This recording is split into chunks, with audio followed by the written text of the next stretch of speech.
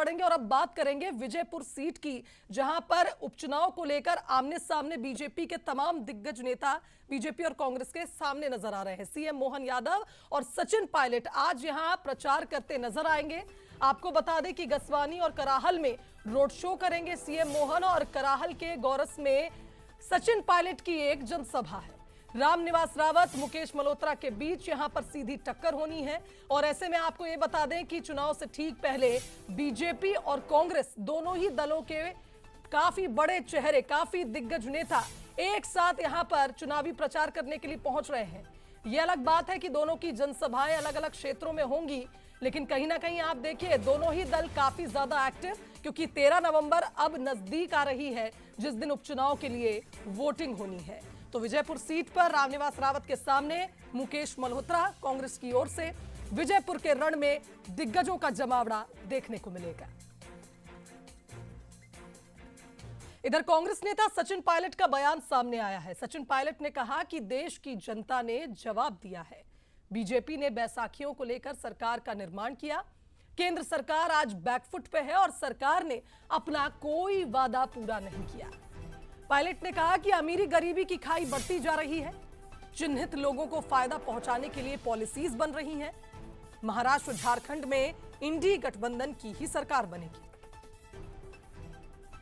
लोग दावा करते थे 300 पार, 400 पार, 500 पार, उनके घमंड और अहंकार को देश की जनता ने एक करारा जवाब दिया। भाजपा ने दो बैसाखियां लेकर सरकार का निर्माण किया है दिल्ली में, और केंद्र सरकार का भी मैंने रवैया देखा है सरकार बनने के बाद, बैकफुट पर है कि जो खाई है अमीर गरीब की वो लगातार बढ़ती चली जा रही है। चिन्हित लोगों को फायदा पहुंचाने के लिए देश में नीति निर्माण हो रही है, पॉलिसीज बन रही हैं। झारखंड में चुनाव है, मैं कल परसों जमशेदपुर में था, महाराष्ट्र में प्रचार कर आया हूं। दोनों राज्यों में इंडिया गठबंधन की सरकार बनने जा रही है। चलिए, इस खबर पर हमारी सहयोगी रंजना दुबे हमारे साथ लाइव जुड़ गए, उनका रुख कर लेते हैं। रंजना, जिस तरह से तारीख नजदीक आ रही है, 13 नवंबर को मतदान होना है, उससे पहले हम देख रहे हैं दोनों ही पार्टियों के दिग्गज दमखम के साथ चुनावी प्रचार करते नजर आ रहे हैं। अब अगर विजयपुर की बात की जाए, सचिन पायलट वहां पहुंच तो रहे हैं, और उससे पहले ही देखिए काफी आक्रामक और काफी ज्यादा तैयारी के साथ नजर आ रहे हैं। किस तरह से उन्होंने बीजेपी की सरकार को घेरा?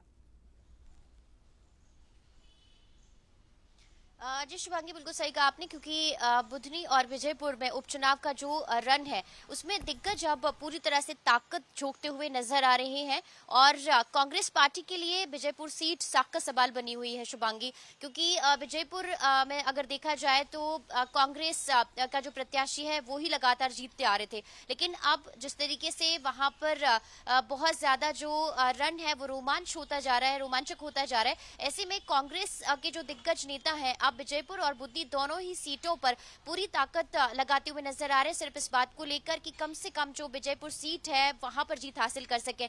आज विजयपुर में मुख्यमंत्री डॉक्टर मोहन यादव भी जनसभाओं को संबोधित करेंगे, जनता से आशीर्वाद भी मांगेंगे, और जनता के बीच जिस तरीके से जन कल्याण को लेकर जो योजनाएं चलाई जा रही है उसको लेकर भी उनसे संवाद करेंगे। तो ऐसे में अब कांग्रेस के जो दिग्गज नेता है, जिसमें जो राजस्थान के पूर्व डिप्टी सीएम है सचिन पायलट, वो भी आज जनसभाओं को संबोधित करेंगे, और उनके साथ कांग्रेस प्रदेश अध्यक्ष जीतू पटवारी भी मौजूद रहेंगे। ऐसे में कोशिश यही है कि विजयपुर सीट को कांग्रेस जीते, और ये दावा भी कांग्रेस पार्टी की तरफ से किया जा रहा है, क्योंकि आज खुद कांग्रेस प्रदेश अध्यक्ष जीतू पटवारी ने कहा है कि बहुत ज्यादा आत्मविश्वास से वो लोग भरे हुए हैं, कार्यकर्ता लगातार काम कर रहे हैं, और 50,000 से ज्यादा वोटों से कांग्रेस विजयपुर सीट पर जीत दर्ज कराएगी। लेकिन यानी कुल मिलाकर ये कहा जाए रंजना, वादे दावे तो लगातार किए जा रहे हैं दोनों ही पक्षों की ओर से, लेकिन देखना होगा कि विजयपुर की जनता किसे चुनती है।